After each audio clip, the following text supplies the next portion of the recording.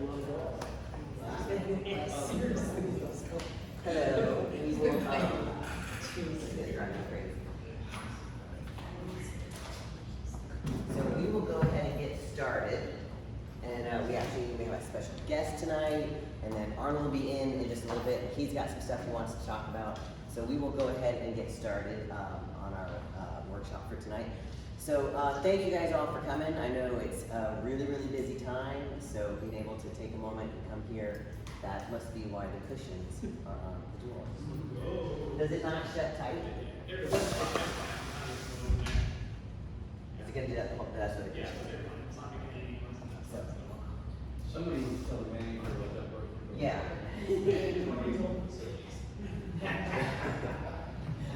So thank you. We're going to go ahead and get started because we have a lot to talk about. So for those of you that don't know me, my name is Kristen Riley. I think I know most of you. I am National Association of Sports Medicine Certified Nutrition Coach and a Certified Weight Loss Specialist. But what I like to always say for you guys is that I'm one of you. So I didn't start off as a certified nutrition coach. It was something that evolved along the way with multiple digestive issues and things that I had to overcome.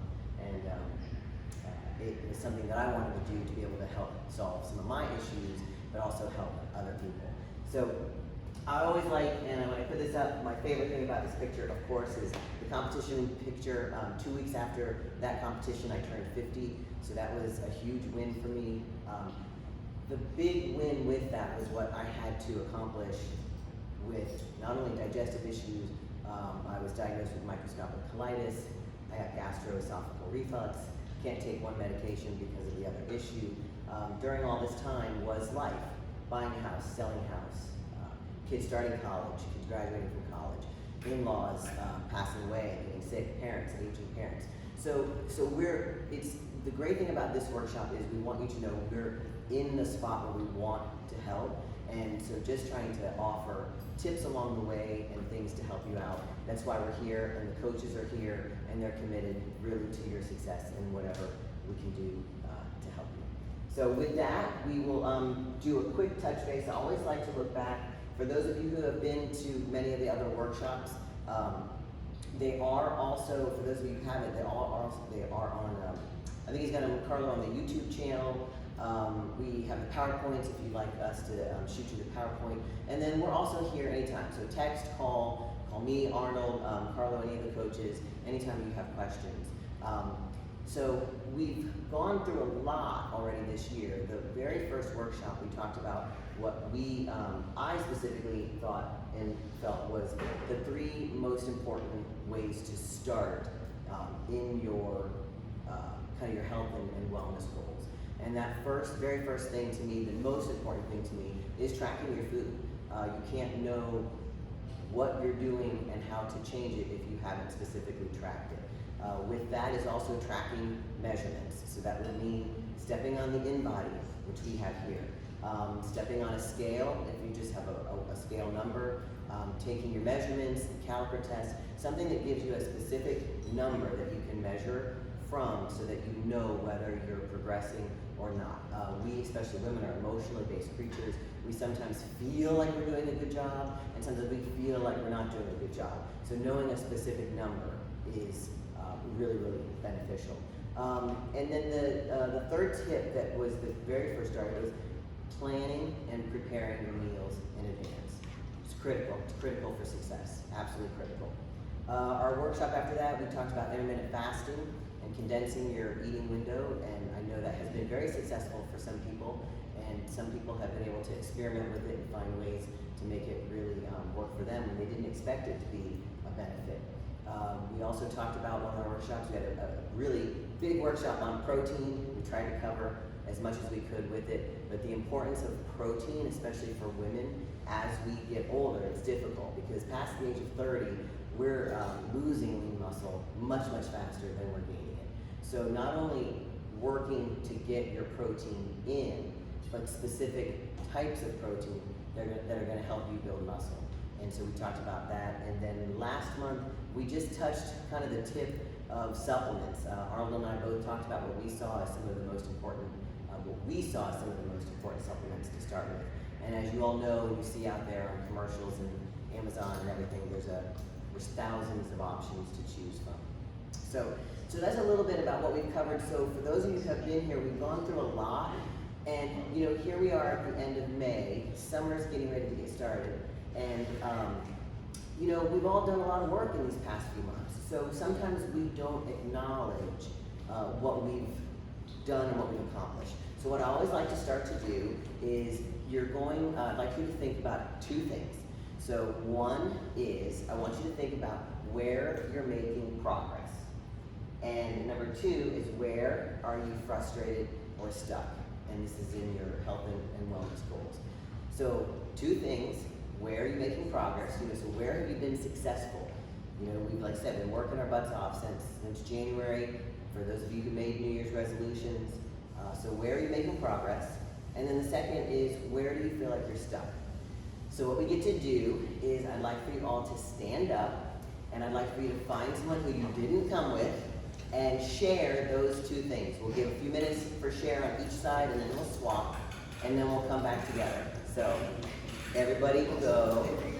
So you're just gonna share. So where are you making progress? And where are you stuck?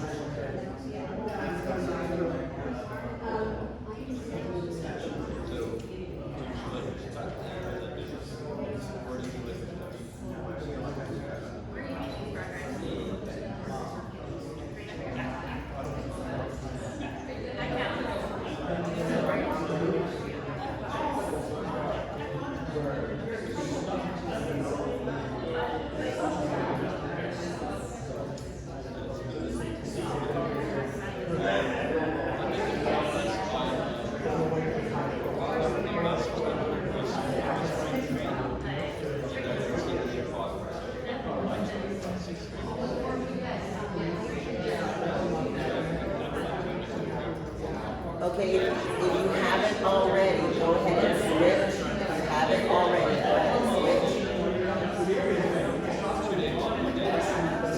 guys already switched? You guys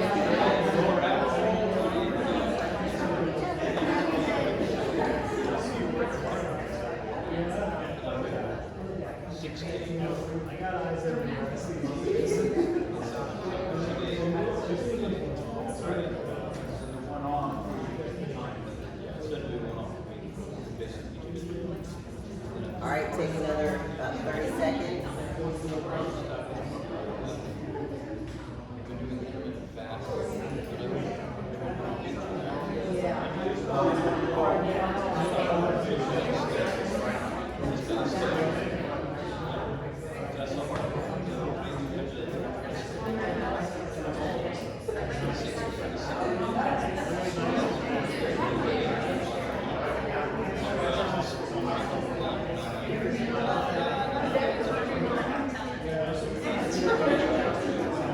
All right, go ahead and come back in. Everybody round it up. So let me hear a few things. Just throw them out. Where are you making progress? You don't have to raise your hand. You don't have to stand up. Just throw some things out. Where are we making progress? Where are we stuck? Keeping the weight off. Progress or stuck? Progress. Very good. Consistent. Very good. Anybody else? Where are we making progress and where are we stuck? Just throw it out there. You I don't want my legs to grow.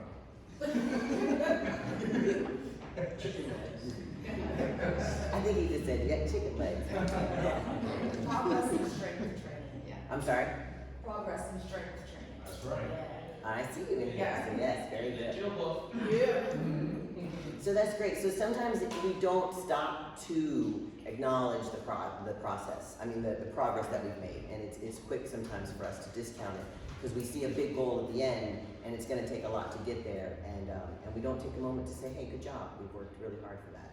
So great. Is there anything else anybody would like to share or say on the progress or step before we move on to our fun topic for tonight? So we will go ahead and get started. How to make carbs your friend. Just how to use carbs to your advantage. So that would be the topic. It's kind of similar with protein. We have a lot of things we can cover. The goal for us here in this workshop is to give you tips to take home, to try. If they work for you, keep them, use them. If they don't, we want you to know there's a way to try. And just so that you see that there's a way to make it to where you can enjoy your carbs. Right, Christine? Real quickly, we'll just cover some of the basics of the benefits. Besides the obvious, carbs are yummy, delicious. That's kind of the no-brainer there. It is our source of energy. It's the body's source of energy. So the carbs turn to glucose, and that's your first source of fuel. So if it's you're gonna look at it like a car, it's the gas in your gas tank. Better mood, better sleep, and it does provide fiber and gut health. So some effects though of low carb to no carb, and when I say that, I'm talking 50 grams under, 30 grams under. The very first thing you're going to notice, the stress in the body, raised cortisol levels, hormonal imbalance, fatigue, difficulty concentrating. You're going to be a little cranky and irritable. Anybody who's tried low carb probably has experienced that. If you don't know if you were, ask a family member. They will be happy to tell you whether you were. Headaches, constipation, weakness, bad breath, less bloating though, which I think was a positive one there. So I wanted to also just I love this picture, and it kind of shows us at a glance, because for us it's all about helping you kind of create a meal, make a meal, whether you're at home or whether you're at a restaurant. So one thing that this helps you to see is the impact of the macronutrients on your blood glucose level. So the peak is, of course, carbohydrates. You're going to have that energy up, and then it's going to come down pretty quickly. More of your mountain there is your protein. Okay, you're not going to spike really high, but it's going to last you a little bit longer. And then the low and slow is going to be your fat. So think about this when you're envisioning the response by the macronutrients to your body. So I'm a big visual, I love visuals. If it was my option, I'd have a whole PowerPoint full of GIFs and memes, and it'd be fun. So let's just start with how to use carbs to your advantage. One of the first things that I think is know your carbohydrate. So you want to know if it's a simple carbohydrate or a complex carbohydrate. And sometimes that can be confusing because when we look at labels and we look at nutrition information, we're not sure. So simple, I want you to think, is going to be fast, immediate energy. Now, it's going to probably follow about 30 minutes to an hour later with a bit of a tank, but it's going to be your fast acting. Okay, it's going to have less vitamins, less minerals, because it's going to be your refined. It's going to be something that is not the healthy way to keep weight off. Your complex, that's going to be your slower processing. It's going to be more steady, more balanced on your blood glucose levels. You're going to have things like your oatmeals, quinoa, brown rice, sweet potatoes, those things that are going to give you energy, but they're going to give you a more sustained energy a little bit longer. So you want to first know and think, okay, what carb is this? Is it simple or complex?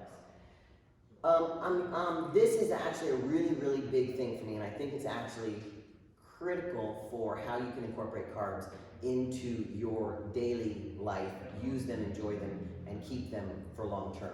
And this is planning for when you have carbs. So the first thing that I would say, kind of look at what time of day is it?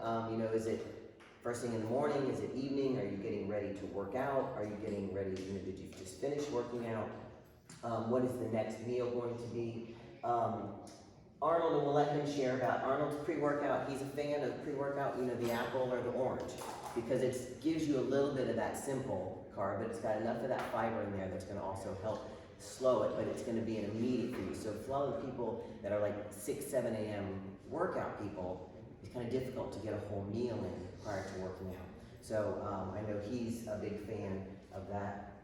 I prefer and recommend no simple carb first thing in the morning without sufficient protein as a balance. So you figure you're coming from a fasted state at night, and if you immediately give yourself a high carb, what it's going to do is it's going to set your blood sugar and your hormones, and for the rest of the day, you will have that hunger feeling that you're then working with. So you're much more likely to eat more and more carbs the rest of the day, trying to keep that energy up.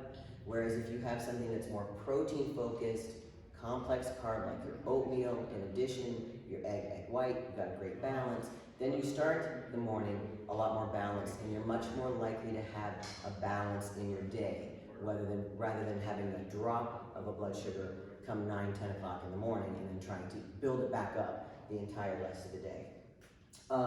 No simple carbs end of the day. There's just no need for them. That is a key right there, because carbs are the first fuel that your body goes to for the glucose. So if you take in a carb, a protein, and a fat, and then you go to bed about an hour later, what chance do you think your body had to even get close to working off not only the carb, but then starting into it? So you're gonna have much more difficulty losing weight because you're not working off any of the carb that you just had. So I am a fan of protein, fat at night, depending on what your protein is, and vegetables. Enjoy your vegetables. That's a perfect time to have them. So being able to have your carbs in the morning, have your carbs in a lunch meal, enjoy them, plan for them, but then you taper them off the rest of the day. And one of the things that we play with, and I know Arnold plays with this a lot too, is that if it's a non-workout day for you, reduce your carbs. Even if you just experiment with that, because sometimes we think we need the carbs. Sometimes we think that, oh my gosh, I'm kind of tired, I need to have them. It may be other things. You may just be tired. You may have had a stressful morning or a stressful night's sleep. So the carb that you take in, you might feel great for 20 minutes. Then what you're gonna have happen is your body's gonna go, okay, yeah, but we need more, but we need more. And then there's just a cycle of the entire day looking like that. So experiment with it. So if you're not gonna work out that day, you're logically not gonna burn off as many calories that day. Play with eliminating carbs and reducing them. Maybe just have them in the breakfast meal, and you just say for the rest of the day, it's just gonna be vegetable carbs. So when you have your carbs is important. I think this kind of covers the same thing. Type of carb based on your daily plan. So watch for hidden carbs. If you're not sure if it has carbs, probably does, especially if it tastes yummy. You'll be surprised. Shredded cheeses have carbs. Of course, dressings and sauces have carbs. Milk and yogurts. And it's not like the tablespoon of dressing on your salad is going to make or break your meal plan for that day. But what you want to start to notice is that if you're taking in a lot of extras, it does add up. So if you have a goal of losing weight, it all counts. And if you think you're taking in, say, 1,500 calories, but when you actually track it and your numbers are higher, you're not going to accomplish your goal of losing weight. So that's where the specifics and the tracking really come into play. Look at the nutrition label for sugar content, and most importantly for added sugar. Your nutrition labels are your best friend if you can look at them. So for a lot of us, that means we have to take our eyeglasses to the grocery store, because when you're standing there, I don't know about you guys, but I can't read it. So I always have them on hand, and I like to look at it. Or what I've done is I take a picture of it with my phone, and then I'll enlarge it so I can actually see what's in it. You also want to look at your ingredients on the nutrition label. The ingredients are listed in descending order of the amount of weight of that product in that food. So if you have sugar or any kind of sugar product, any kind of ose that's in there, it's sugar-based, and if it's in the first like 4 to 5 ingredients, then you know it's gonna be higher in sugar. So look at your ingredient. Maybe you just tell yourself, okay, if there's a sugar or a sugar product that's in those first 4 or 5, I'm not gonna have it. So using that for information helps you make a decision whether you're gonna have it or not.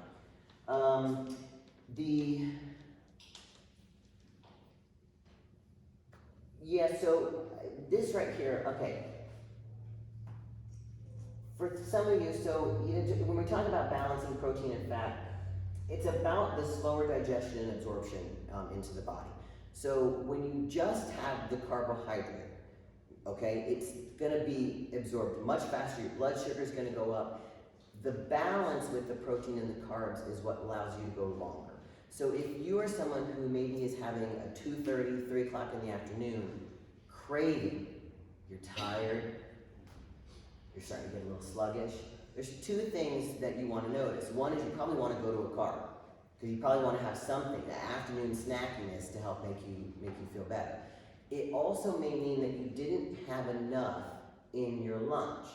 So giving yourself a complete lunch meal is what's gonna help fuel you for the next few hours. So if you're trying to lose weight and you say, okay, I'm gonna have salad, I'm gonna have salad for lunch, this is awesome. I'm gonna have my tuna, I'm gonna have my mayo, and I'm gonna have my bowl of lettuce. That's great, but notice if by 1:30, 2 o'clock, you're hungry and you're starting to have difficulty, it's gonna be difficult to maintain that for long term. So it may be that you wanna experiment and say, hey, what if I put in 2 to 3 ounces of cooked sweet potato? That might be something that in a lunch meal is much better time to have it, enjoy every bit of it, and then that may satisfy you to where you're able to make it to dinner time at 4 or 5 o'clock, or to the next actual snack that's a more balanced snack. So the glycemic index, I didn't put a lot up here on it because you can Google it. Most of you probably know what it is. It's actually a really, really great thing to know, and to know some of the high items for, especially if you're trying to watch blood sugar levels. It's a rating system basically for how each individual food item, how quickly it's absorbed into the bloodstream. And a lot of people are shocked to know, so like carrots, while you think it's just this wonderful vegetable, it can be, but they're also extremely high on the glycemic index. So depending on your goals and depending on what you're trying to accomplish, you may want to evaluate your timing of carrots. It wouldn't be something that I would recommend snacking on at night before bed. So look up the glycemic index. Like I said, it's just for informational purposes. It's just good to know if you're trying to watch your sugar and track your sugar, your blood sugar levels. Don't forget the liquid carbs. These are tough. So you got everything. Of course, we know our juices, we know our sodas. Those are the obvious. You say, okay, I know sodas. I don't buy Coca-Cola. I don't buy Pepsi. But it's in the little things that you may not notice. So if you're someone who enjoys like kombucha, it for you may be fabulous, but sometimes it's like 15 to 20 grams of carbs in the container of kombucha. Just watch for that. A lot of electrolyte drinks also have added sugars. It's one of the things you don't know. You can have 2 products side by side, but they say they're the exact same product. You flip it over and you look at it and you go, oh my gosh, the ingredients on this is totally different. So the more information you have, the better you are able to make an informed decision based on what your goals are. Find balance, pick. So I'm gonna give you, this is what I'm talking about here, my dinner tip. I love to give this dinner tip. It's for mostly dinners out. So if I'm coaching someone, we all want to be able to go out to dinner. We all want to be able to enjoy dinners out and even lunches out. I say pick your card. When you go to a restaurant, you're going to have the option of a cocktail, glass of wine, bread, appetizer, salad, and dessert. You know that's coming. The waiter is going to give you that menu, and he hopes that you order everything because he's going to get a good tip off of that. So before you even go in there, pick which card you're going to enjoy, and enjoy it fully. If you're going to drink alcohol, don't have bread, don't have dessert. If you're going to have dessert, skip the cocktail, skip the wine, skip the bread. It may not seem like a big deal, but when you are the next day recovering from all the extra carbs, because then it's going to make your body want more carbs the next day, it just gives you the ability to go, okay, well, what am I gonna do?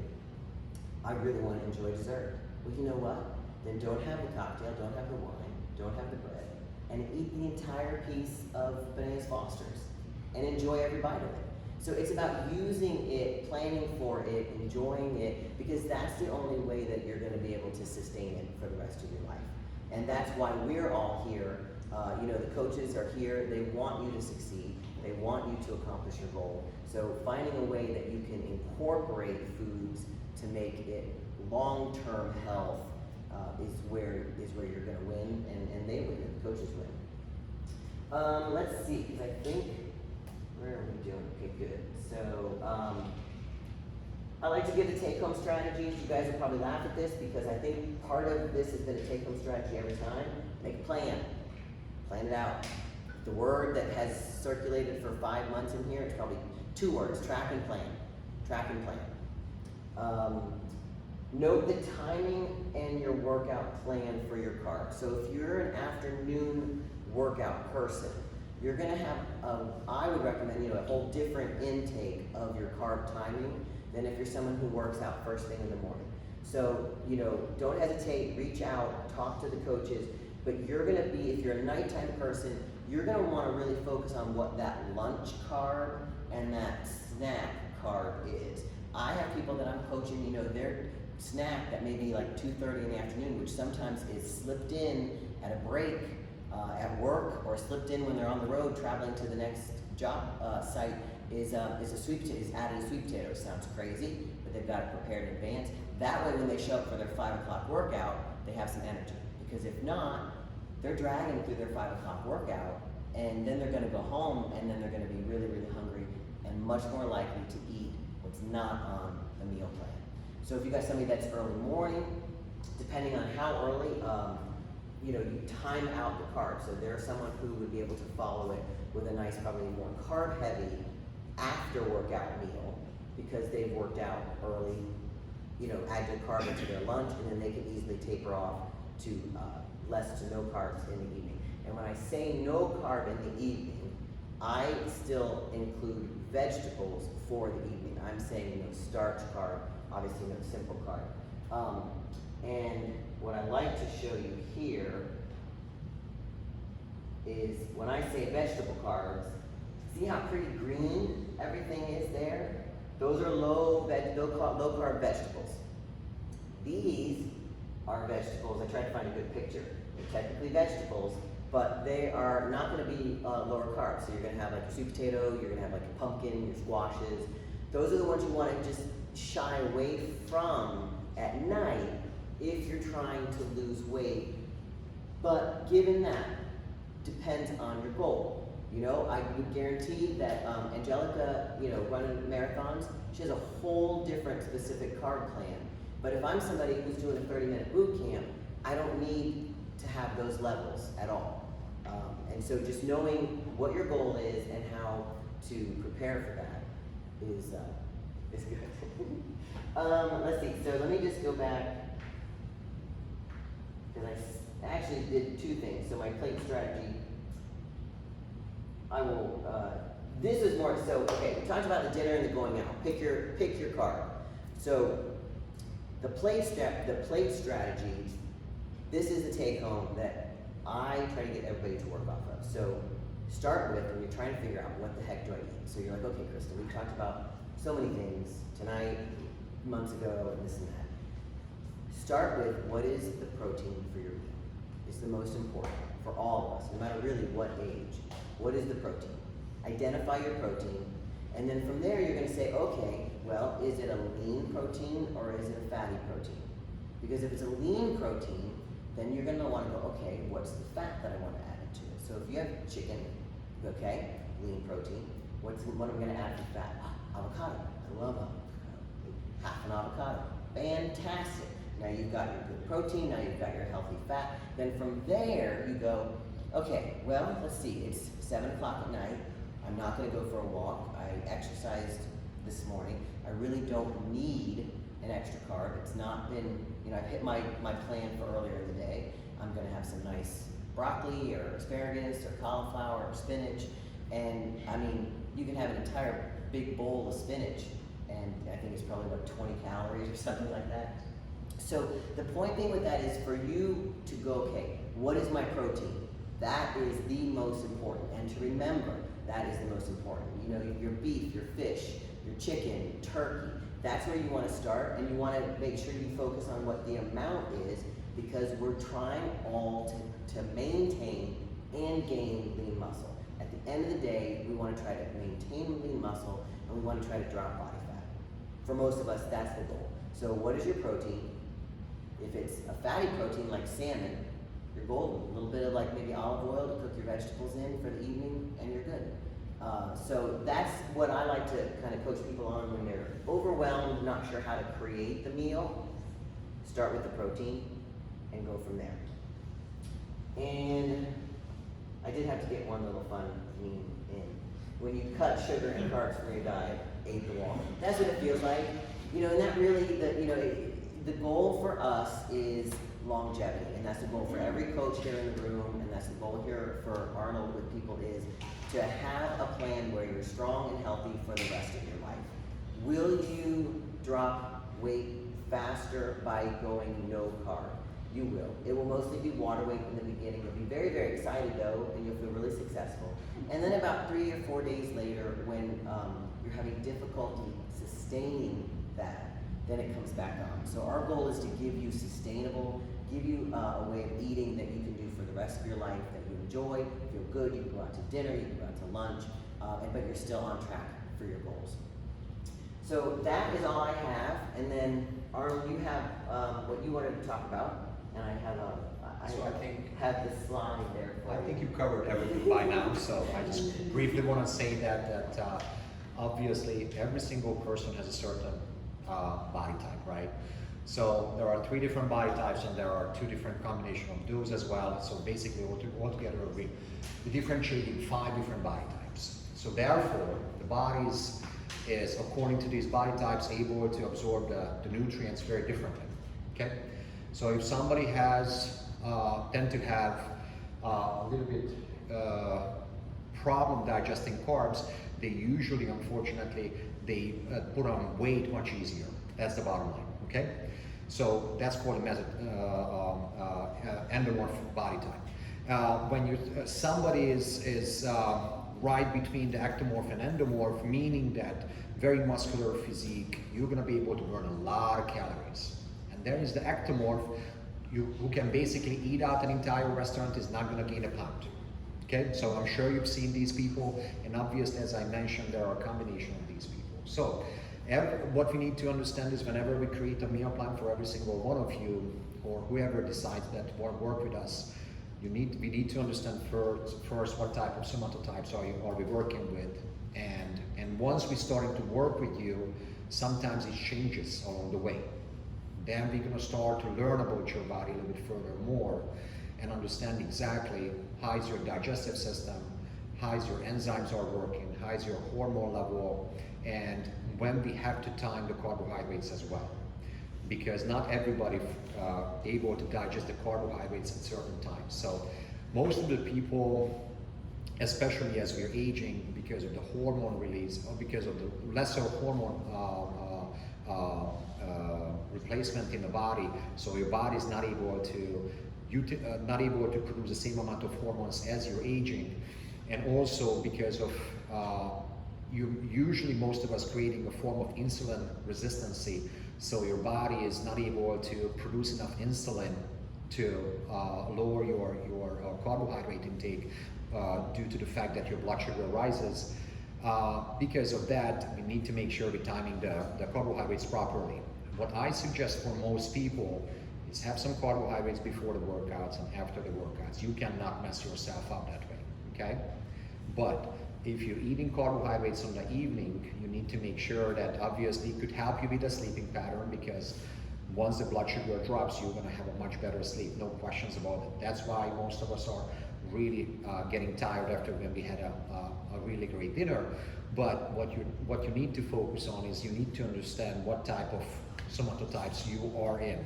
And in any case, if you're not understanding it, go ahead and talk to a coach, talk to a dietitian, talk to a nutritionist, talk to one of us, and we can help you and guide you with that. Then obviously once we create a meal plan for you, again, we can still adjust it and we can still change everything. And we have every so often, even then, we have one of those clients who is just, we don't see everything through as nutritionists, and then we usually send them over to somebody who understands their internal organs as well. Sometimes we're doing some blood panel done as well to make sure that we're seeing everything, what's going on internally regarding the testosterone levels, the estrogen levels, the progesterone levels, the TSH, the T3, T4 thyroid hormone levels, and from there altogether accumulatively we're figuring out a result of nutrition, okay?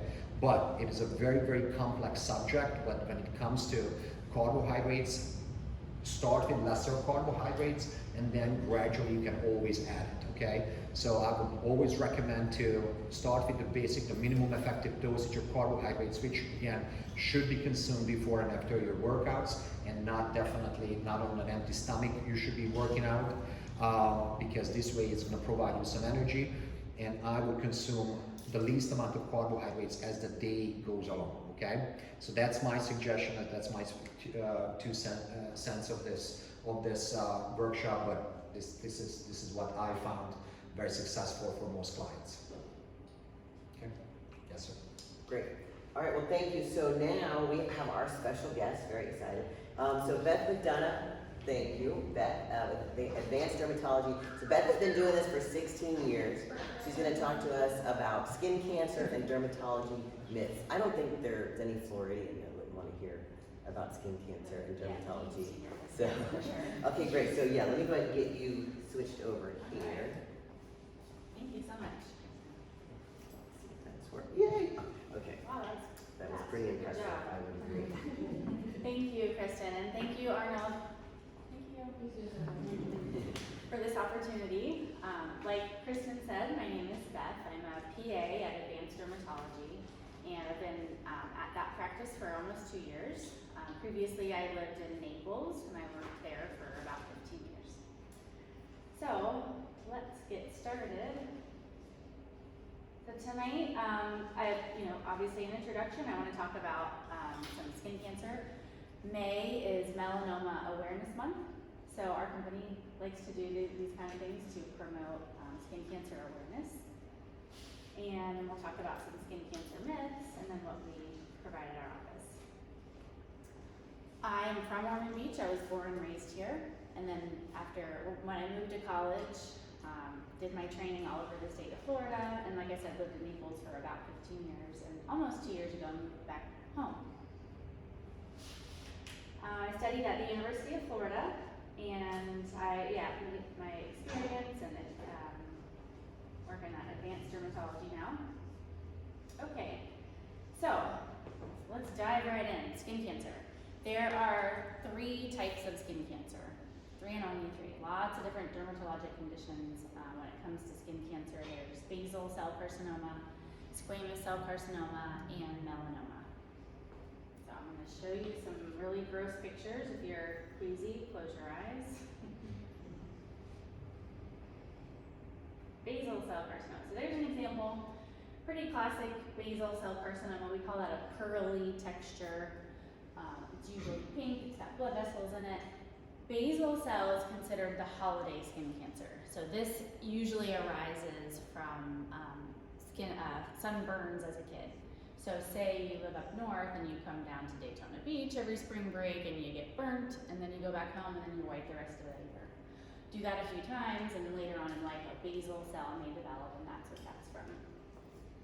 So here's another picture of a basal cell.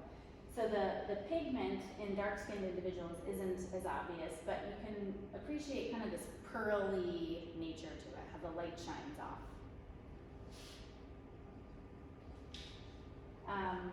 Next is squamous cell carcinoma. And squamous cell carcinoma is more likely due to chronic sun exposure. So what we Floridians get driving around all day, every day, just like through the window, backs of the hands, nose, the places where we get 5 minutes of sun here and there, over the years, over the decades, is usually what leads to squamous cell carcinoma. Unlike basal cell, which does not usually metastasize or spread to other organs, squamous cell can.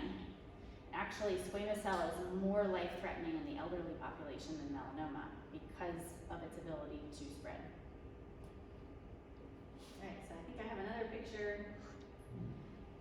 I think this patient, I remember reading when I was pulling these pictures, he was a farmer. Beautiful, pristine skin from here to here, but hands always exposed. And that's just a nice collection of squamous cells he has there. So for this patient, surgery could of course be done, but field therapy can be done also where a whole area is treated at once with say radiation or chemotherapy cream. Okay, and then the third type of skin cancer is melanoma. And melanoma is a potentially life-threatening skin cancer. So melanomas are partly genetic and partly sun exposure. Which part and what percentages, we don't know. So scientists really just say 50-50. You can get melanoma on sun-exposed areas like the face, but it can also arise in places where the sun doesn't shine, genitals, back of the retina, inside the ear canal. So it's not completely sun-related, but it is a potentially life-threatening skin cancer. So malignant melanoma has usually what the researchers have recommended for the general public is to look for the ABCDs of melanoma. So a way for us to remember and for you to remember how to analyze a mole. So your body is covered in moles. How do you know which ones are good, which ones are bad? So we use the ABCDs of melanoma to determine if it's irregular, does it need a biopsy, does it need a workup, does it need to be followed? So A stands for asymmetry.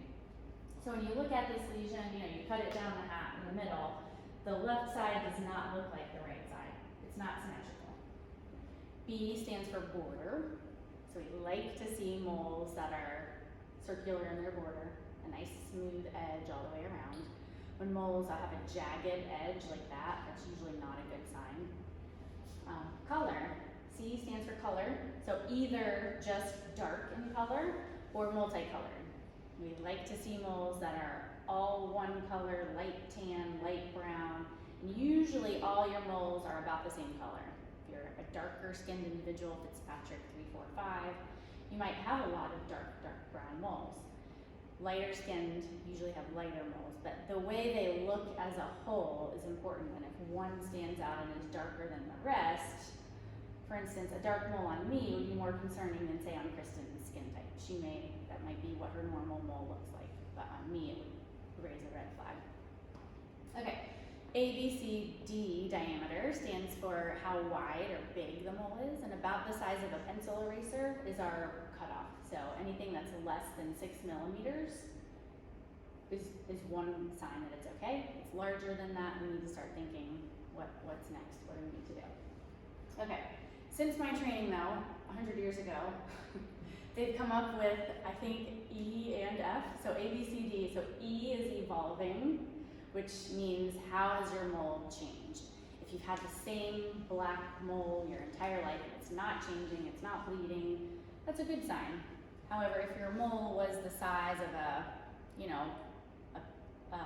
pen mark one year, and then the next year it's the size of a quarter, that would be a concerning sign. Evolving is E, another sign of melanoma. And then F, F is family history.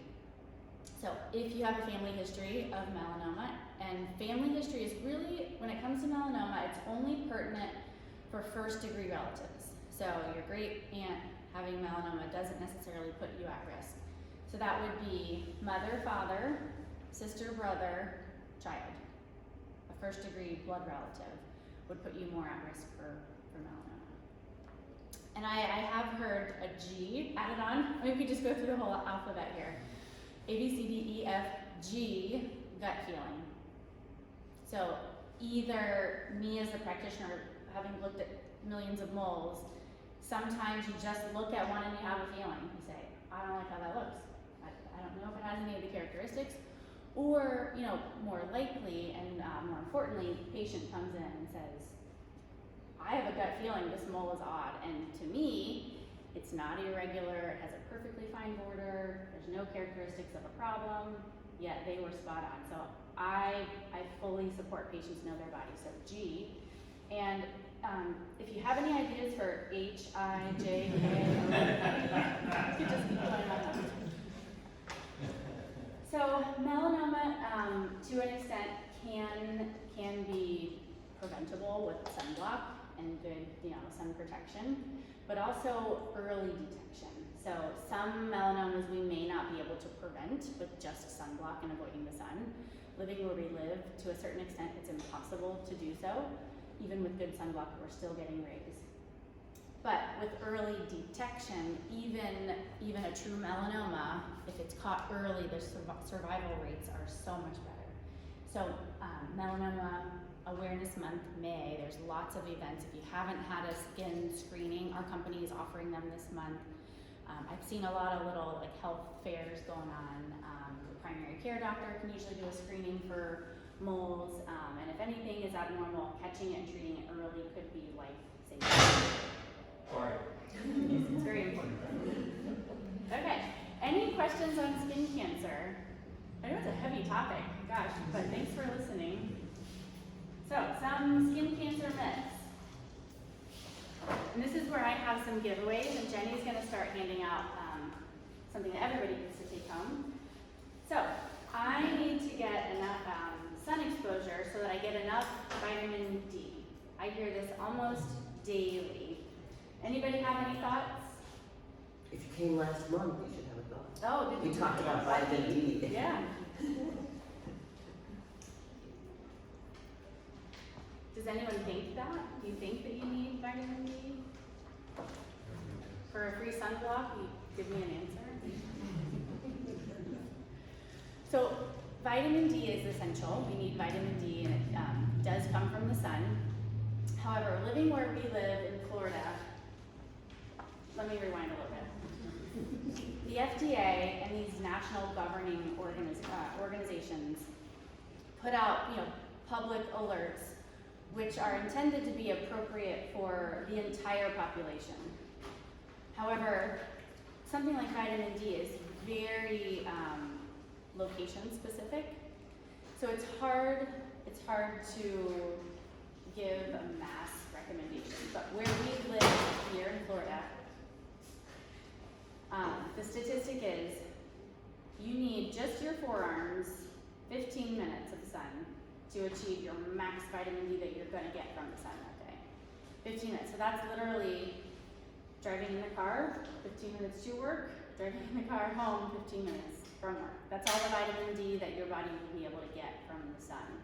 Anything beyond that doesn't add any more vitamin D. Now, people who live in Michigan, Canada, where the sun, comes up at noon and then, sets at 4, maybe getting one of the sun lamps or intentionally going out in the sun is really necessary. But for us Floridians, we don't intentionally need to go out in the sun for vitamin D. Okay. When it comes to sunscreen, the higher the SPF, the better. What do y'all think? What's that? Anything past 50 is not, that's what I was heard. All right, it's all yours. And that's a kid-friendly one, so there you go. But not until he is 6 months. Right.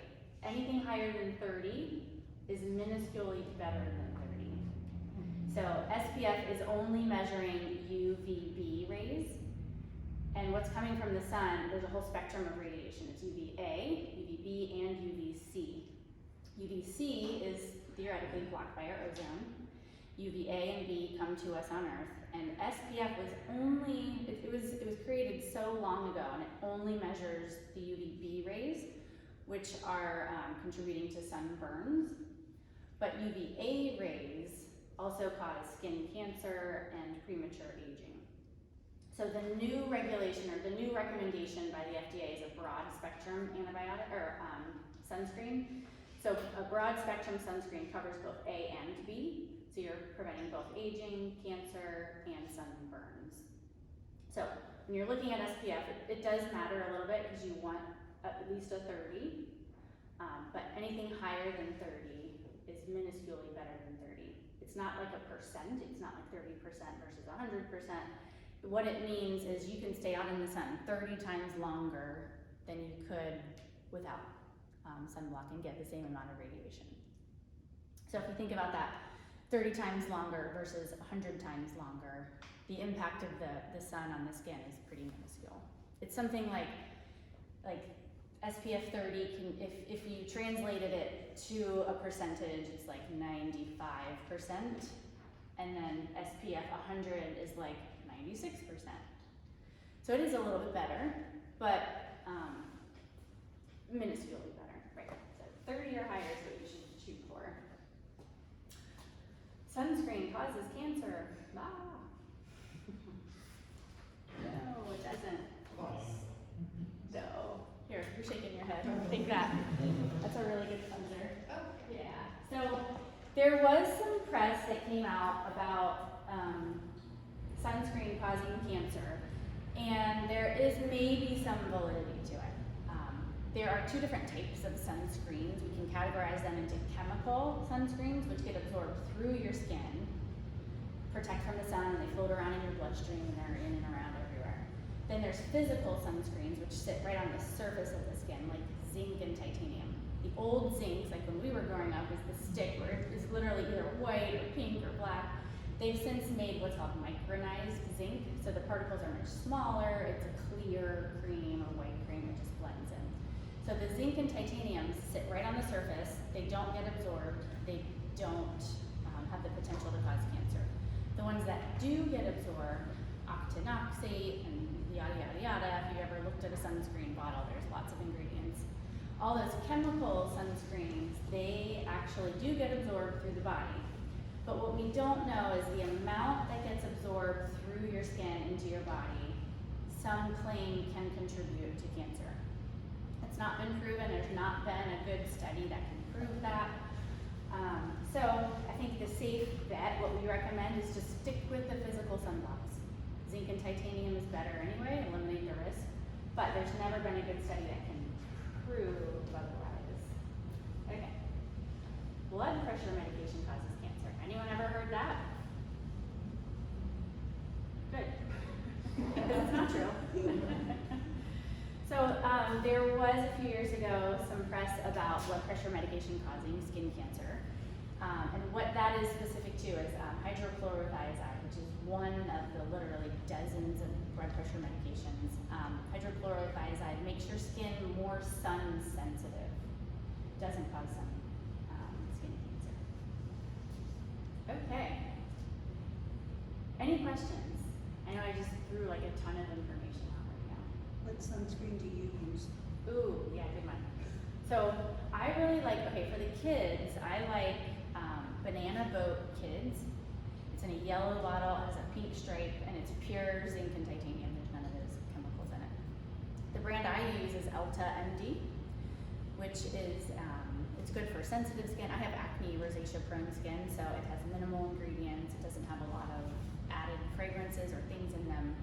But the one I use is both, so it's a moisturizer, the sunblock, and a little bit of color, like 3 in 1. So it's just, you know, one step instead of 3 steps. Yeah, the Elta MD. What do I have here? Such a great question. How about an exfoliator? And you don't get acne prone skin, toner, there you go. That's a good one. Good catch. I actually have a question. Yeah. So once, so once, you know, you get past a certain age, how often do you recommend going for, like a full chest? Yeah, great question. Because, you know, you can't see the back, you can't see areas that, you know, Right. might be suspicious, so if you're kind of looking to go, I'm good, really, how often should you go? Yeah, very good question. So the American Academy of Dermatology recommends at-home monthly skin checks. So when for females, you know, when it's when you're on your cycle, to check your breasts for lumps, look at your skin for any changes. In the clinic, if you've not had skin cancer and you're over the age of 18, we recommend yearly. If you've had skin cancer ever in the past, then that puts you into the 6-month category where we, bring you in the office, take everything off, look at everything head to toe, and monitor all of your current lesions. Great question. And insurance definitely pays for that 6 months or a year. Okay, so let's wrap it up. The services that I offer at Advanced Dermatology are medical services. I diagnose skin cancer, acne, rashes, moles, warts, everything. Surgical dermatology, so when we find a skin cancer, we remove it, stitches, and also cosmetic dermatology. We treat a lot of patients for wrinkles and spots and keeping the skin youthful looking with lasers, fillers, Botox, skincare. So, Jenny Weaver is here with me. She's my medical assistant. She came to help give everyone a bag of some samples, things, products that we like and recommend. They're all different, so if you want to trade, feel free. But this bag also has like some skin cancer things. Our location right here is our office. If you need to make an appointment, love to have you come in. Happy to help with your skin. But this bag is also more than what it seems, because for everyone who came today, I'm going to offer a free filler if you bring this bag. This way I know you were there. I know you are. Bring this bag into me, and I will offer you a free filler product, which is a cosmetic product that enhances wrinkles. You can fill areas of the face, with the exception of lips. This promotion doesn't apply to lips. So this would be facial augmentation, cheeks, jawline, chin, around the mouth. If you yourself don't want filler, Matt, give it to your mom, give it to your girlfriend. I mean, You don't need that bag. I meant it as a compliment. You don't need it. If you want it, please come on in. Great. So feel free. Give the bag to somebody else if they want to come in and get a free filler. Fillers are from about $700 to $1,000 each. And so I'm very thankful that all of you are here today, and I'm gonna offer you each a free filler, or somebody that you love that wants to come in. So, yeah. But bring me that bag so that I remember you. I'm looking at faces, and I'm sure I will recognize you, but that way I remember, okay, yeah, you were there, you got it. Do you take Veterans Administration? Yes. Jenny would know, yeah. The only So one you we've do had, application. Yeah, you just have to get a referral from, I think, the VA or your primary care, I can't remember which one. In other words, if you don't want to run to Orlando because that's where Right. dermatology is, We see Yeah. VA a lot. yeah, and you can get a clearance for so many visits in this year, and we track it, yes, yeah, yeah, come on in. So just let them know you want to schedule with us, and then generate the referral and they'll send it to us. thank you. Yeah, you're good, yes. What was you saying is, you were saying this month is melanoma awareness, Mhm. and you're doing something at your office, what was that again? Okay, we're doing free skin checks, so if you've never been a patient and you want to get your moles checked, you can come in. We won't take your insurance, we won't make you do the whole rigmarole thing, but we can just do a simple skin check. Now, if that triggers, we find a mole that needs to be biopsied, then we gather your insurance so that they pay for that part of it. Yeah, yeah, yeah, come on in. You do need an appointment though. Just don't show up and say. I mean, if you show up, I'll do my best, but I can't make you guarantee. You might be waiting for me. If you need an appointment, just say, hey, for the free, screenings. Yes, okay. Great, all right. That's it, that's all I have. I'm really thankful that you guys are all here tonight. Thanks for listening. And Thank you, Becky. Thank you for the clear bags. We're now very excited. yeah, great. All right, thank you guys so much for coming. We really appreciate it. Have a good rest of your week. And we'll put up a date. I think we're gonna still try to do it for June. Whether it's summer vacation or not, we'll still be here. So, thanks, good night.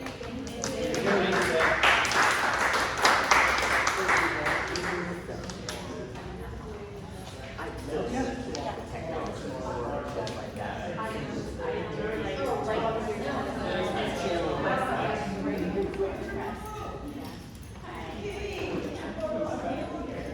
Go collect. Try to get back.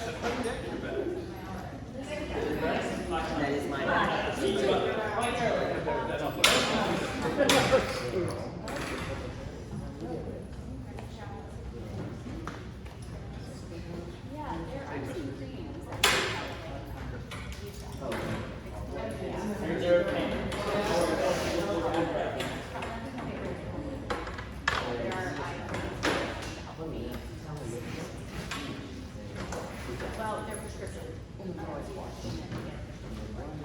the counters, don't, for eye creams, over the counters, promise the world, and they never, for eyes. There are a lot of good over the counter products and other things, retinol, other things that are there's just nothing.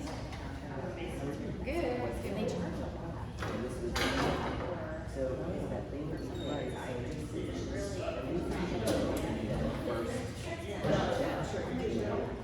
Okay, great. Yeah, come on in. Tell me your name. Hi. Yeah, thank you. So my question is, Yeah. the multiple, obviously about. Yes, tomorrow night, I'll be here. Yes, ma'am. Have a good night. Count the final count, right? And so, and obviously, No, that's. but I just don't know if it's something that's really worth it. You've seen a lot of success. And then once at that point, then you're also like on the, is it, How strong are tell me. you? That's fair. Yeah. I mean, we can get you